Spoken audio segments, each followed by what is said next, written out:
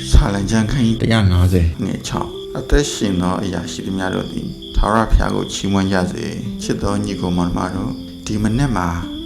တင်ဖျားကိုဘယ်နှခါချီးမွမ်းခဲ့တယ်လဲတချို့ကအစဉ်ပြေချီးမွမ်းမယ်အလုပ်ရရင်ချီးမွမ်းမယ်ယောဂပြောင်းရင်ချီးမွမ်းမယ်လို့ပြောတတ်ကြပါတယ်ဒါပေမဲ့ချီးမွမ်းခြင်းဆိုတာကောင်းကြီးရမှလုပ်ရတဲ့အရာမဟုတ်ပါဘူးချီးမွမ်းခြင်းဆိုတာ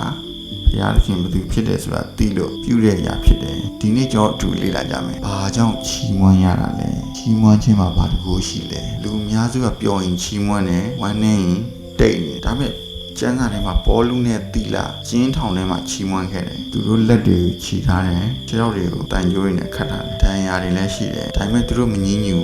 ဖះကိုချီးမွမ်းခဲ့တယ်ဆိုတော့ဗာသင်ခန်းစာရတယ်ချီးမွမ်းခြင်းဟာကျွန်တော်အခြေအနေတစ်ခုကောင်းနေမှာမဟုတ်ဘူးယုံကြည်ခြင်းရှိလို့ဖြစ်တယ်တခါတလေပြဿနာထဲမှာချီးမွမ်းတာအကြီးမားဆုံးယုံကြည်ခြင်းဖြစ်တယ်ကျမ်းစာကဖះသခင်ဟာ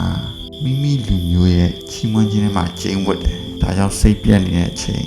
ကြောက်နေတဲ့အချိန်အားငယ်နေတဲ့အချိန်မှာချီးမွမ်းကြည့်ပါအခြေအနေမပြောင်းသေးခင်မှာသင်စိတ်လုံးရင်ပြောင်းလဲပါမယ်ချီးမွမ်းခြင်းကပြဿနာအရင်မပြောင်းလဲပေမဲ့ကျွန်တော်တို့အရင်ပြောင်းလဲပေးတယ်ဘုရင်ယောရှုဘရဲ့အဖြစ်အပျက်ကိုပြန်ပြီးတော့သတိရပါရန်သူတက်ရလာနေတယ်စစ်သားတွေကိုရှေ့တန်းမပို့ဘဲနဲ့ချီးမွမ်းတတ်တဲ့လူကိုရှေ့တန်းပို့တယ်လူတွေအမြင်နဲ့ကြည့်တော့ဒါအယူလို့ပဲဒါပေမဲ့သူတို့ချီးမွမ်းတဲ့အချိန်မှာဘုရားခင်ကရန်သူတွေကိုအချင်းချင်းတိုက်ခိုက်စေတယ်ဒီနေ့လဲကျွန်တော်တို့ရဲ့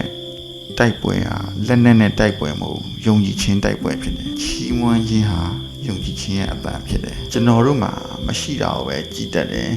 ဒါကြောင့်စိတ်တက်ကြတယ်ဒါကြောင့်စိတ်ပြက်တယ်ဒါပေမဲ့ချီးမွမ်းတတ်တဲ့သူကြတော့ရှိတာကိုပဲမြင်တယ်အသက်ရှိနေသေးတာကိုချီးမွမ်းတယ်မိသားစုရှိနေသေးတာကိုချီးမွမ်းတယ်တကယ်တော့ကမ္ဘာပေါ်မှာအကြီးဆုံးကောင်းကြီးကငွေမဟုတ်ယေရှုကိုသိခွင့်ရတာဖြစ်တယ်ကိုပြန်မေးကြည့်အောင်ဖះကိုအခက်ခဲရှိတဲ့အချိန်မှာချီးမွမ်းနိုင်သလားချီးမွမ်းခြင်းဟာ